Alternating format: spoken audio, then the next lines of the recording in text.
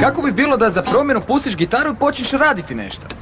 Luka, nisam ja svirao. Da, naravno, gitara se svirala sama. Svejedno. Što ti uopće radiš ovdje? Imao sam puno posla pa sam htio razbistriti misli. Odlično, znači samo trebaš krenuti raditi. Ej. A što ti radiš ovdje? Ništa, radim na pjesmi. I to ne možeš raditi doma? Luka, pa nije ništa učinila. Ti se ne miješaj. Bez brige, Tomas, u redu je. Zašto si takav, Luka? Kakav? Odgovoran. Gledaj, nisam zaboravio da sam došao iz Italije preuzeti Ujakov posao.